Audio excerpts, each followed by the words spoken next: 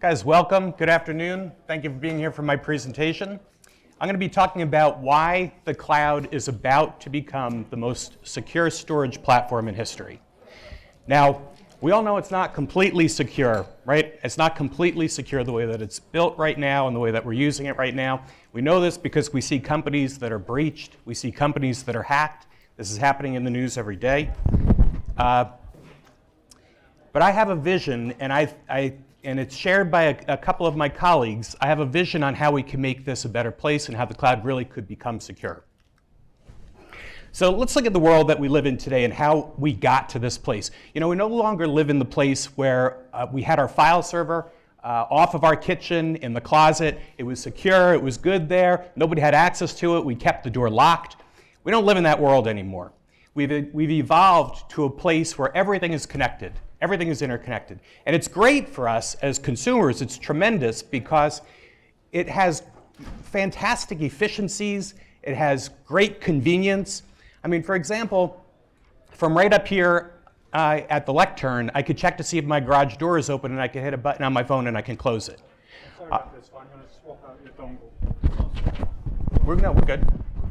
This one. You're on this one. Yeah. Right? Yep. Yeah, you're good. But we're not getting into the street.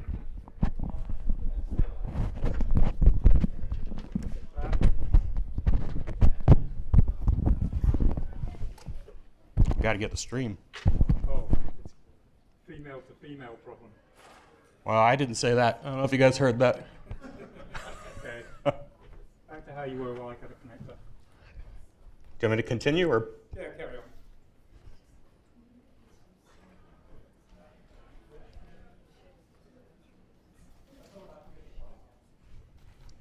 All right, we lost video. All right. Well, let's continue. We'll continue anyway. See if we can fire it up here.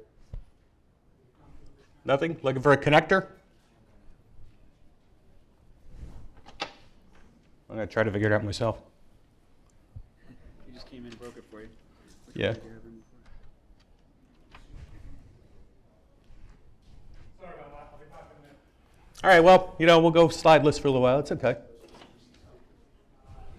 So we live in a world, where everything is connected. And in evolving to this point, we've forgotten about security, right? So we kind of think about security, but it's really more about efficiency. And we're at Microsoft's building here, but if you think about Microsoft, you think about Google, you think about everybody else, Facebook, we really live in a world where it's about convenience to the consumer. We want to deliver the best possible experience to the user, and then security kind of comes next. Security comes after that. You guys can't see any of my slides. It's my best slide that I have up here right now. But what's happened is we've created this world where we have no more privacy. And if you think about the world that we live in today, everything that we do, everything that we touch is out on the cloud. Everything is out on the internet. In fact, even if we don't want it to be there, so even if you're one of the people that doesn't have a Facebook account, you still could be on Facebook and people could still tag your photos on Facebook without you knowing and without your permission. What do you think? We have luck on this one? We can only hope. Okay.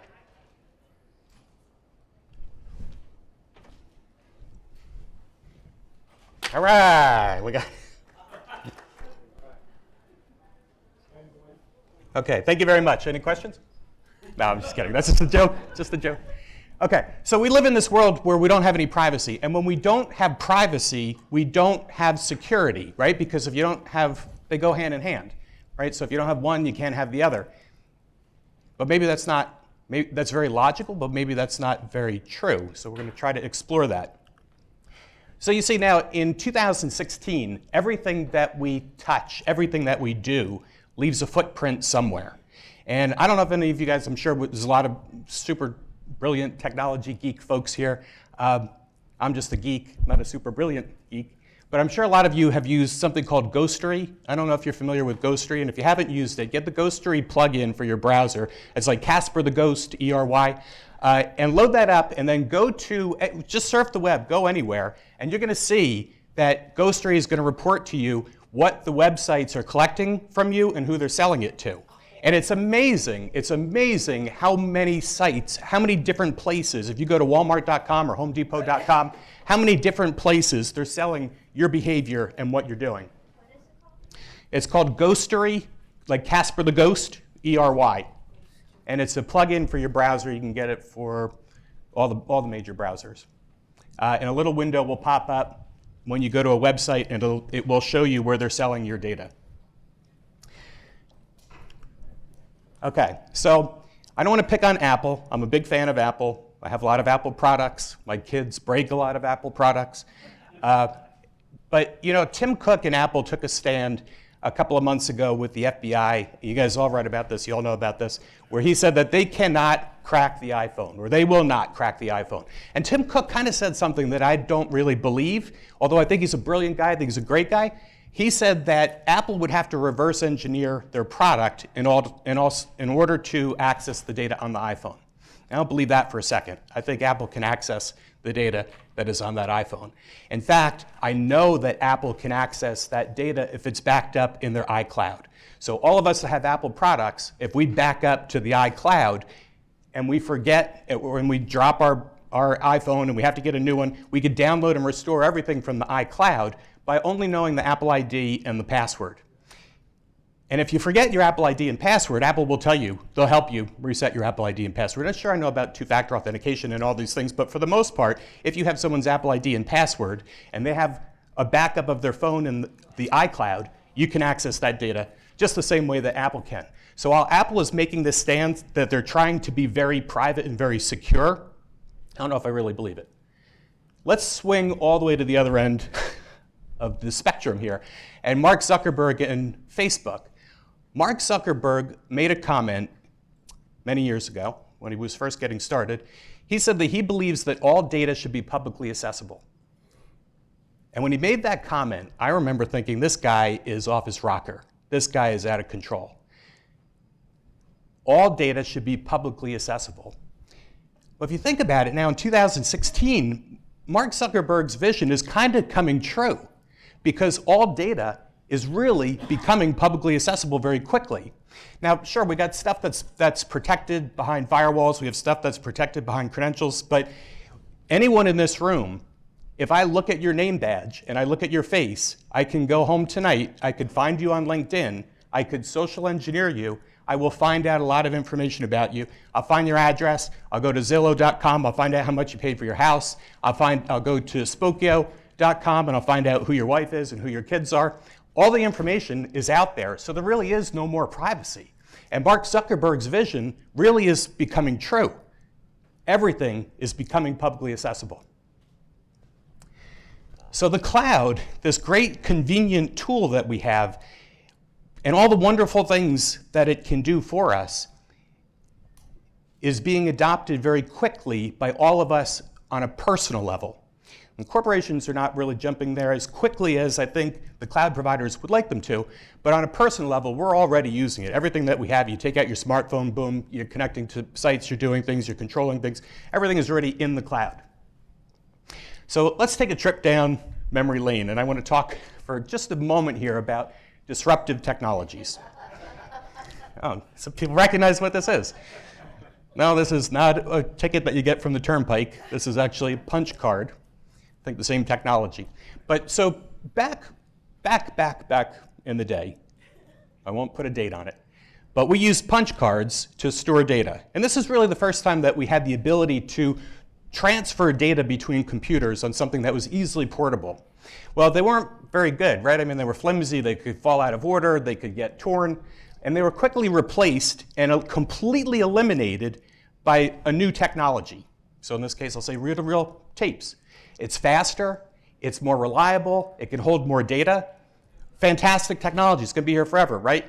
No, it's going to be replaced by something called the floppy disk. And reel-to-reel tapes will soon disappear because now we've got the ability to store on a floppy disk as much information as we can on a reel-to-reel, but it's smaller, it's more compact. We could put more data on it, potentially. And the floppy disk then also gets replaced by the hard drive. Now you can't even buy a floppy disk anymore, right? And pretty soon you won't be able to buy a hard drive anymore. And in corporations, your file server off the closet in the kitchen where you housed all your data and everything was secure, that file server got replaced by the modern data center. Now we've got all of our stuff in the data center, as all of our corporate assets are there. And the data center is in the process of also being replaced. So there was a lot of talk about data centers and storage. I know there's some storage companies here. But look, the harsh reality is data centers are being replaced by the cloud. And why is that? Well, I'm going to get into it in a second, but there's a lot of reasons why the data center is being replaced by the cloud. It just makes sense. And you know what? The cloud gives you the ability to access anything in the world right from the palm of your hand. So you don't really, you can have encryption, you can have VPN, you can have whatever you need to get to it, but you've got the ability to have your data anywhere you are, and you can get to data from anywhere in the world. Now, I think the cloud is also going to be replaced. I don't know by what, but I do know it will be replaced because history repeats itself. In 10 years from now or 15 years from now, there will be no more cloud. There'll be the next technology. The cloud will be the punch card of its day. And when I say that, people are like, that doesn't make any sense to me. Of course the cloud's not going to go away. And I'm thinking to myself, well, of course it is going to go away. Something is absolutely going to replace it. Let's talk for a minute about these big private data centers and why corporations are slow to adopt.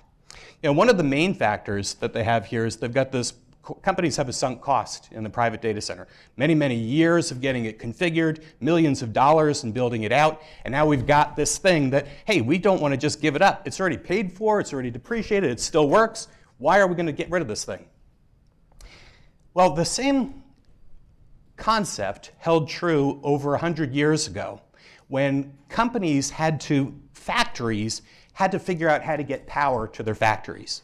And what they did is they went out and they built a private power station.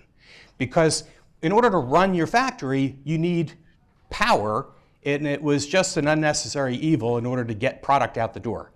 So companies built these private power stations, worked for what needed to be done, until somebody very revolutionary came by and said, you know what, I have an idea.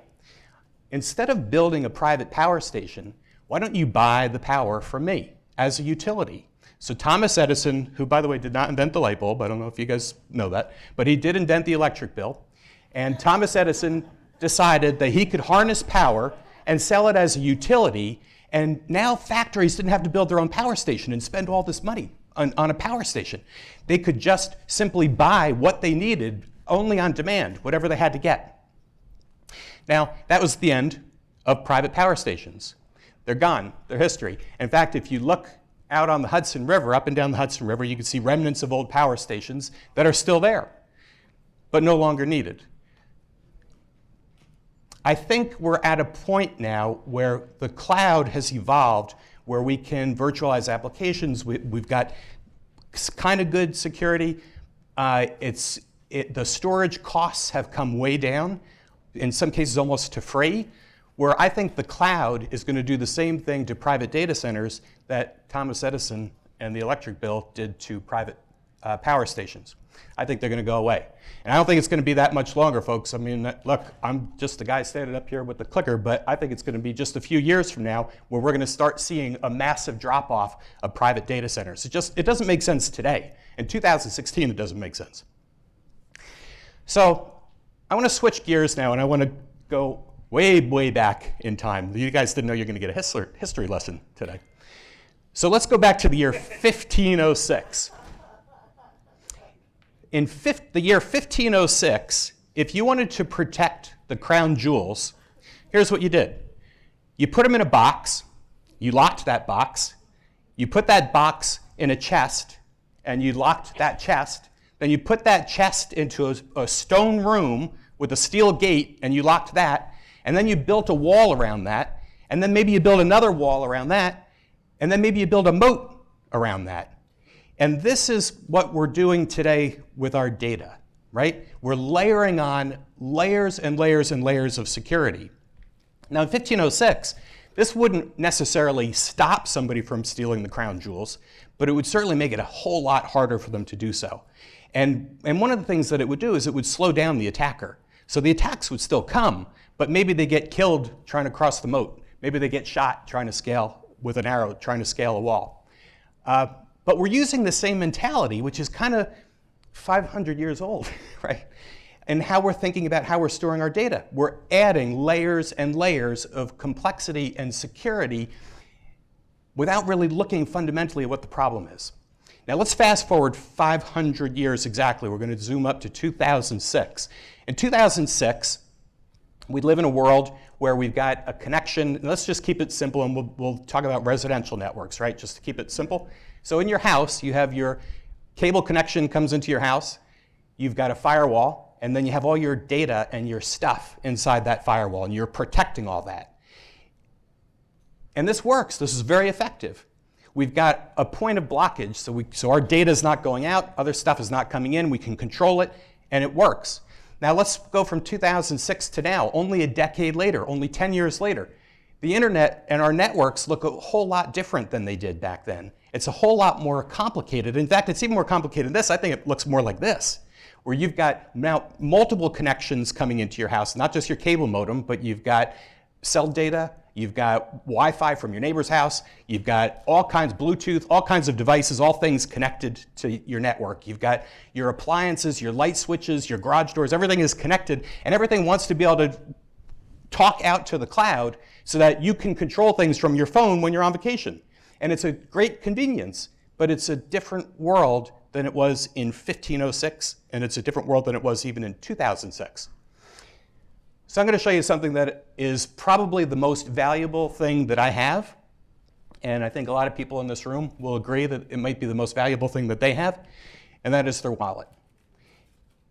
Think about how we store data in our wallet. We've got our driver's license, we've got our social security card, we have our credit cards, we have our money, we have our insurance card, we have our whole life, we have our whole identity in our wallet. And it's so precious to us, it's so important to us that we keep it on our body at all times. When we're awake, when we get up in the morning, we get dressed and we put our wallet in our pocket. And when we go to a store, we take it out just for a minute while we get our credit card out, hand the credit card over, put it back, and then it goes right back into our pocket because we don't want this thing to get away from us. It's our whole life, it's our identity. Now here's what we do. Here's what we've been trained to do for hundreds and hundreds of years as a society. When we come home at night, when we come home from work, we take our wallet out of our pocket and we throw it on the counter in our kitchen or wherever you happen to keep it. And then we turn around and we lock the front door because we don't want anybody coming in at night, and we lock the back door and we check all the windows and we're protecting the perimeter, right? We built this wall around our wallet because it's important to us. Here's the flaw. We all know all the stats around hackers getting into the network. And we know that we've got these layers of defense. We know that we've got layer and layer and layer of security that we're not going to let anybody penetrate. But we know that the guys have penetrated, the bad guys have penetrated. And we know that they're in there on average, according to James Comey of the FBI, for 205 days before we even realize that they're there. So the flaw with this is when I come home from work and I put my wallet on the counter and then I turn around and I lock the front door and the back door and the windows, the thief is already in my house. So it's kind of pointless for me to even lock the door because the bad guy's there and he's going to wait until he's got the optimal moment, which could be 205 days before I even realize that anything's wrong, and he's going to run out with all my identity, all my stuff. So how about this concept? What if when I came home from work, rather than taking my wallet out and putting it on the counter, what if I came home from work and I opened my wallet and I put my American Express card in the toaster oven and I put my money under the mattress and I put my license behind the couch and I spread things up all over the place. And in doing so, I make it a lot more difficult for the thief that is already in my house to steal my stuff. Because if he's going to get something, he's going to come in quickly, he's going to grab one thing, and he's going to run out the door. But what if I did this? What if I had a way to cut my American Express card into 3 pieces? And I put one piece in the basement, I put one piece in the attic, and I put one piece behind the TV. Now, even if he gets a piece of my American Express card, it's useless because he now will need to know where to find the other two pieces, and then he'll also need to have a special glue to glue them together before he can use it. Now, if I use this concept, wouldn't it be true that I could cut my American Express card into 3 pieces and put 1 piece in the attic and put 1 piece at my kid's school and put 1 piece in the playground in the park? It doesn't really make any difference, right? Because the bad guy, he's got to find all 3 pieces, number one. And it doesn't matter if I have it all in one place that's secure or if it's completely out in the open and not secure. So does privacy and security really go hand in hand? Can I have security without having any privacy? And with Mark Zuckerberg wanting everything to be publicly accessible, is there a way that we can make even our most valued assets publicly accessible without giving up security? So I'm going to shift gears. By the way, at the end of this presentation, which I'm halfway through, I'm going to give a live demonstration of technology that has never before been seen, and I think it's something that you'd be interested in. So it's a quick demo at the end of this. I just forgot to say that in the beginning. So let's talk about 7 risks, 7 major problems that we have right now today, October 5th, 2016, while we're seated in this room with the cloud. So problem number 1 is your cloud provider can be hacked, right? I mean, come on. There's a lot of SLAs, there's a lot of talk about security, but the fact of the matter is the cloud provider can be hacked just as easily as your corporate network could be, just as easily as your private data center could be, just as easily as your file server that was connected to the internet could be. So that vulnerability still exists. Number 2, your cloud provider may disappear. So what would happen if you decide to put all of your assets, you put all your crown jewels into Google Drive, and then Google goes out of business? I mean, probably Google's not going to go out of business anytime soon, but it's possible that they could. And in fact, if you remember just a few years ago, there was a company called Mega Upload. I don't know if that rings a bell for anyone, but it was really, someone's chuckling back there. Okay, so the story with Mega Upload is people stored data on Mega Upload, and the owner of the company, the founder of the company, was actually indicted by the US government, and his whole operation was shut down. So if you had your movies stored on Mega Upload, everything instantly turned off when that came offline. So it's possible, it could happen. Number 3, a third party has access to company data. Unless it's in the closet in your kitchen with the door locked and no internet connection, someone else has access to your data. When you store your data in the cloud, there is the possibility that someone else is going to be able to get your stuff. Somebody that either works at the cloud, maybe. I'm not calling anybody, I don't want to think badly about anyone, but there could good people that work there that could access your data. Number 4, provider-driven espionage. So cloud providers hate when I talk about this. But let me just lay down this argument for you. If the cloud providers are not doing provider-driven espionage, if they're not really looking at your data, and I think they're doing this because they're trying to serve us better, they're trying to give us more services and be more valuable to us, but I think they're doing this. I think they're looking at our data. And the other night, I was looking for something, I was on Amazon.com, and I was looking up a product that I wanted to buy, and I found the one that I wanted, and I didn't check out yet. I just decided not to buy it yet. And then I went over to Facebook, and then here's this served up ad to me in Facebook that's the exact same thing I just looked at Amazon. So, I mean, I understand the world of cookies and all this stuff, but hey, somebody behind the scenes here is trying to show me an ad for something that I just looked at from 2 completely different places. It's a little eerie. Number 5, there's a single point of failure.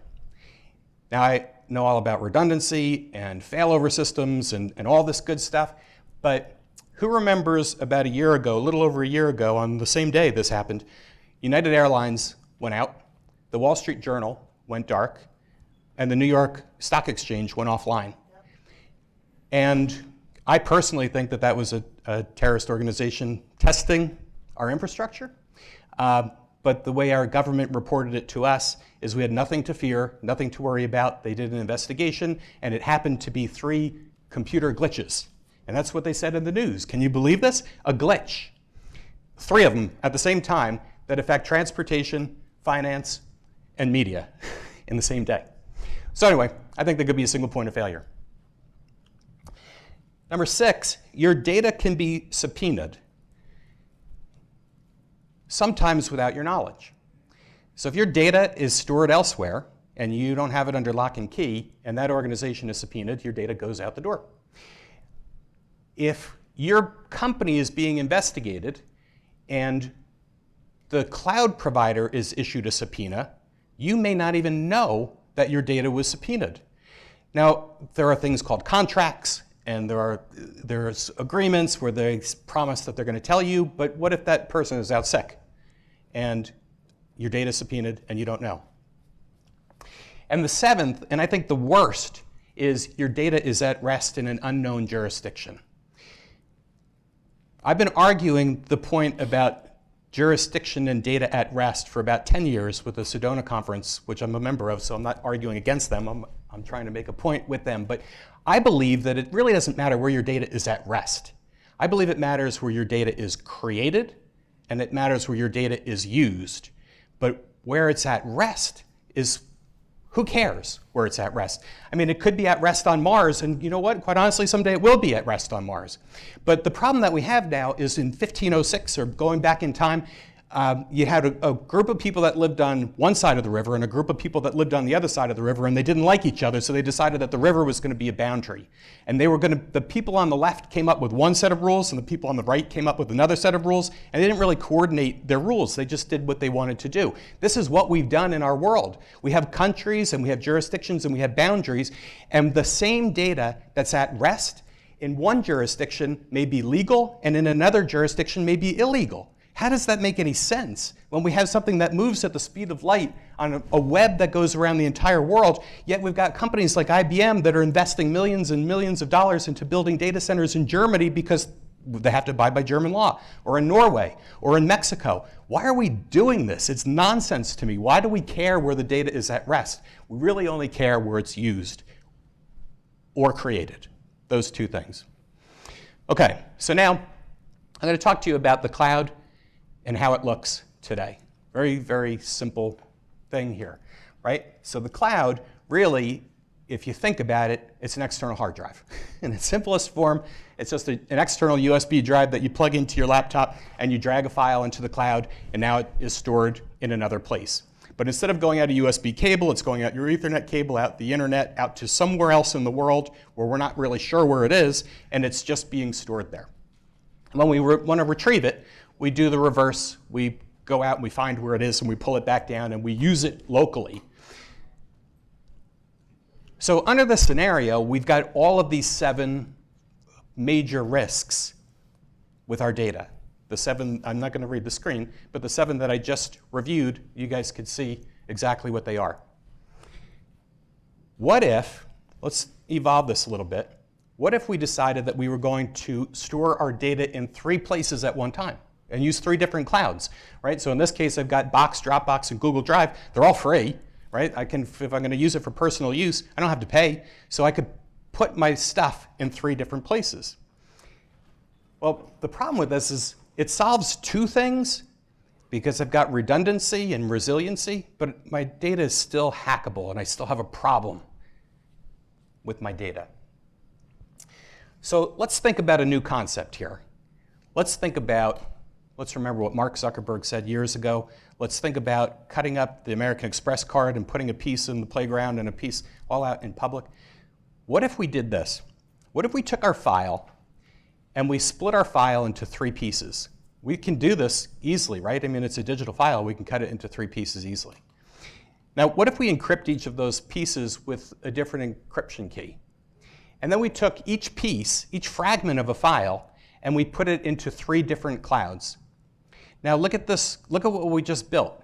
We've got data in Dropbox that Dropbox has no idea what that data is, and even if there's somebody that has access to it within Dropbox, they only see 1 fragment of a file, so there's not really anything of value that they're going to be able to get from it. What if we advance this one more step? And what if we said instead of putting 1 fragment in each, we put 2 fragments in each? So we still don't have a complete file in any one place. We've got only 2 fragments in each of 3 clouds. But we could reassemble all of our data, even if one of the clouds goes out and goes dark. We still have access to all 3. And what if each of these 3 places was guaranteed to be in a different jurisdiction? Now we have something where we've eliminated all of these problems, and we have data that doesn't reside in a single jurisdiction. And of course, that could be legally argued, right? There's a lot of arguments back and forth that have been going on for a long time with this. But it comes back to the notion that if we put our data, fragments of our data, spread across different jurisdictions, we would need to reassemble it. If we were subpoenaed, we could reassemble it in any country that we want. We can go to that country, connect to it, bring it down, assemble it, and now we can decide what jurisdiction we want to turn the data over in. So I call this jurisdiction-independent secure data storage in a multi-vendor cloud environment. Catchy name. It's kind of a mouthful there. But using this concept, and this is very simplistic, right? This is a very basic idea. But using this concept, we kind of make our data immune to hackers. And everything that we're talking about, there's so much great stuff going on at the conference today and other conferences that we've all been to. And there are rules and regulations, and the DFS right here in New York is the first in the nation to come out with rules that are going to govern all the CISOs in the room here. We're all kind of afraid of that. But we're trying to solve a problem. We're trying to protect our data and keep it from being hacked. Well, I think using this technique or using this scenario is a first step in making it completely unhackable, and we can keep it out in the open. We don't need to hide it in a fortress. We don't need to hide it behind walls. We could put it anywhere we want. We could keep it out in the public. So I'm going to show you now. I'm going to call my colleague Bill up. While we're switching things, hopefully we don't need another cable. I think we're good here. We have a prototype of the technology, and I'm going to walk you through what we have here. It's very, very simple. So we've got 2 folders, 2 Windows folders. We have an upload folder and a download folder. And we have an application that's running. And we've got a couple of files over here. And then I've got another desktop. Bill, why don't you just go over to the other desktop, where I've got Box, Dropbox, and Google Drive. And you can see they're empty. There's nothing here in any of these. So we'll go back to the first. And I've got a text file up here. Let's just open that text file. So in clear text, I've got birth dates, social security numbers, credit card numbers, whatever, whatever data that I want to have in here is stored in this file. Now, if I take this file and I drag it, and now this is local on my computer, right? So this is in any jurisdiction that I happen to be in at the time. This is local only on my computer. Let's drag that file. You can see it's a text document, and it goes kind of fast here, but it splits the file into 3 pieces. It stores 2 fragments on each of Box, Dropbox, and Google Drive. And then when this is done, it will change the icon of the file to a secure icon. Now, this file has just changed. I'm not going to go into hex editor or anything like that today with this, but I could tell you that this file contains no information, no user-generated information. There's no credit card numbers in here. There's no birth dates in here. Those are all out of this file. This file is only a pointer to the 3 locations that I've put the fragments. And now if we go over to the clouds, Box, you have to refresh, I think. We can see here that I've got 2 fragments in each of the 3 clouds. They've appeared in each of these 3 clouds. We could do this slowly if you guys don't believe me, if you want to see this, but there's no magic with this. It's pretty straightforward technology. And I will challenge anyone in this room that if they wanted to take one of these fragments, you will not be able to get a shred of information out of it. You will not even know what file type it came from. There's no usable contents in any of these fragments. You need all 3 in order for you to access the data. What's the name of the app that he just used? This is just the prototype, so this is technology that we're developing that is not commercially available. But it's really just for educational purposes. Yeah, but it's called Secure Cloud, which is also a name that's owned by, I think, McAfee, which is now owned by, who just bought McAfee? Oh yeah, TPG just bought McAfee. Where are the keys stored? Good question. So the keys are stored in the application. The keys are auto-generated by the application. So let's just, so if you took one of these fragments, it's not usable at all. But now if we go back, Bill, to the other desktop, and now just click on the pointers. This is just a pointer file, right? And notice that it says the file type is splitted and encrypted, so it doesn't even know what type of file we've got, other than the fact that in parentheses I put txt so that we know that it's a text file. And then go ahead and process that. We've got the ability here to download it from the cloud and leave the fragments there. We have the ability to download it and delete the fragments from the cloud so that it's not there any longer. Or if we panic, we could just delete it from the cloud altogether. So let's go ahead and hit download and delete. And the process will reverse itself. Can you change your destination? Yep. You could use any cloud provider. And now here it presents me back. It reassembled the fragments that it pulled down from the cloud, reassembled them, and now I've got my data back. And the concept here is this could be used in not only 3 clouds, but it could be used in n clouds, right? So any number up to n, and divide the fragments. Question in the back? Just a quick question on the application. Do you need the same application to kind of decode? Yeah, great. All right, so great question. He said, do you need the same application to reassemble the data? You do need the same application. Let's go through it again. I want to talk a little bit more about specifically that. So Bill, why don't we take this bigger PDF? Do you want me to show that it's gone from the cloud too? Yeah, you can see. So it's gone. Box, we have to, it only refreshes every few minutes. So, but you can see now it's gone. There's no fragments, there's no information that's left in the cloud. So if I had a panic situation where I needed to purge my data, I could do so, and it's all out of the cloud, so I don't have to worry. But now if we go to this PDF, this is emerging terrorist financing, but we can see it's 1,200 kilobytes, the file size, right? So now we're going to process this file. We're going to upload fragments to Box, Dropbox, and Google Drive, which is just what I wanted to select. And now to answer your question, you do need the application on the other side. But what's neat about this is once it's a bigger file, so it takes a little bit longer on the connection. Creating this and moving it, it's encrypting it, It encrypts it locally and then move it. and then moves it. Okay. Yep. So now we see it's done, and now let's go back to there, Bill. Stay there. And we see now our 1,200 kilobyte file is only 2 kilobytes, right? So it's only the pointer file. That's all that we have here. What's neat about this pointer file is this is completely transportable. I can email this pointer file. I could put it on a USB drive. I could put it up in Dropbox just as a pointer file. But it's fully transportable. But there's no client data. There's no PII. There's no data. There's no user-generated data in this at all. In order to reassemble it, so if I wanted to send it to you, I could email you this. I'm not exposing any data to my email system. It's just a pointer. You then need to have a bunch of things. You need to have the application. You need to have the encryption keys for each of the fragments, and you need to be able to authenticate to n number of clouds, in this example 3 clouds. So I think a much more secure thing than just encrypting a file and emailing the file.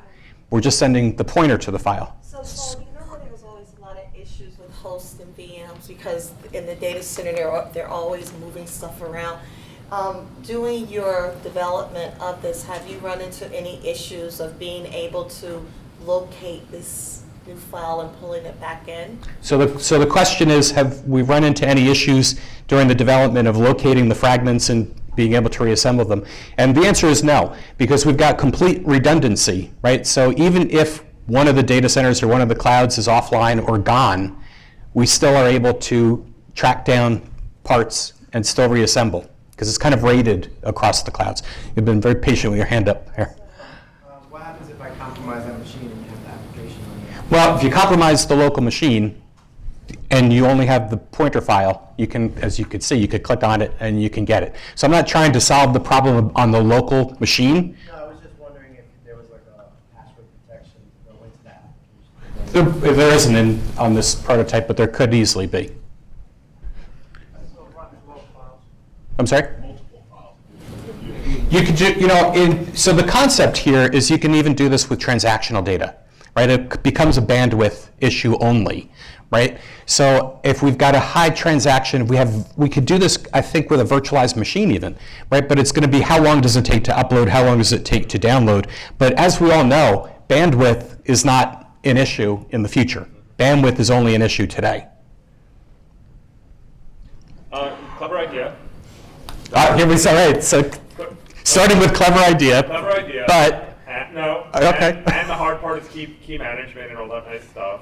I'll ask my question and I'll ask my real question. Okay. Why are you showing this to us? Namely, is this a cool idea? Is it the core of a product? It is just, hey, I think it's cool. All right, so the easy question is, why are you showing this to us? I'm showing this to the world because I think we need to rethink the way that we're storing data, and I think we need to rethink security. I'm out of the cybersecurity space, so I work on cybersecurity investigations, banks all over the world, companies getting hacked. There's got to be a better solution. So I sat down with some of my analysts and some of my engineers, and we think about, we're geeks, so when we go out and have drinks, we talk about stuff like, how do we solve these problems? And we came up with this idea of potentially how we can solve a problem and get data moved to a cloud or to a third party without having to worry about it being hacked. Okay, that was the easy question? Give to the world. We think this is where things should go. Well, I think maybe there's a chance to monetize it somewhere down the road, but I'll share that it is a patented technology. So there's a patent awarded on the technology. There's a series of continuation patents that are on the technology that are pending. That was really my question. Okay. Okay. Can you pick and choose which fields you want to put in which cloud? Sure. Yep, you can. I mean, right now it just splits it into. What I'm saying, you put the name of the person in one, Well, it doesn't. the social So security number in another cloud, their birth date in the third cloud, so that information is not all together. So let me just do a quick visual here for you guys. Oh, I'm looking for a scrap of paper. So this is my ticket to get in. I don't think I need this anymore today. But so it doesn't put certain fields in certain places. What it does is it shreds the whole thing, right? And then encrypts the whole thing, and then puts a third of it in each place. So there's no usable data that's in any one place. Was that effective with the paper? I just thought of doing this. Dramatic effect. Dramatic effect. If that's the case, and the third cloud provider goes out of business, how do you assemble it together? You only got Redundancy. So the question is, if the third cloud provider goes out of business, how do you reassemble it? Oops. I'm going to show you just. Yeah. Just trying to move to that slide. So we've got a chunk. We have a red and a yellow chunk. A and B, B and C, A and C. And of course, this could be A through Z. This could be N number, thousands if we wanted to. But we've got complete redundancy because if Google Drive goes down, the one on the right, we lose our red piece and our blue piece. But we have our red piece on the left and our blue piece in the middle. So we do have complete redundancy with it.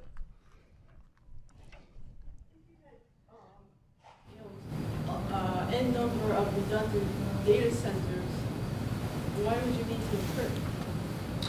Great question. So the question is, if you have N number of data centers, why would you need to encrypt? I think encryption is just a short-term measure. I'm with you. I think in the future we won't even need to encrypt.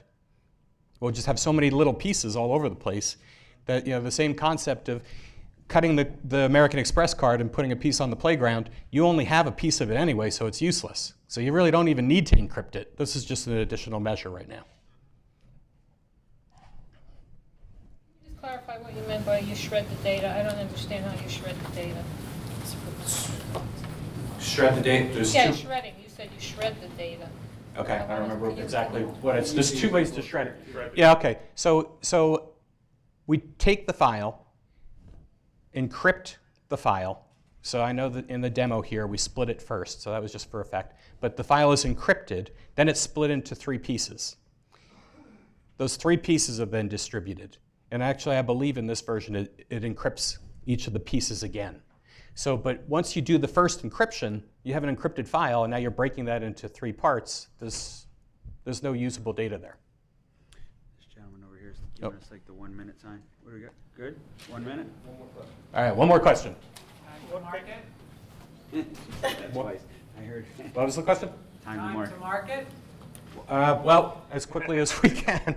As quickly as we can. So, all right, well, thank you very much. I appreciate you guys. Appreciate your attention. On behalf you. of the New York Metro Joint Cybersecurity Conference, thank you. Thank you very much. Have a good day, everybody. Sorry, Paul, I hope that wasn't too tough a question. No, that's all right. No, I want to know. Hi, I'm on the board of a company that has a secure distribution.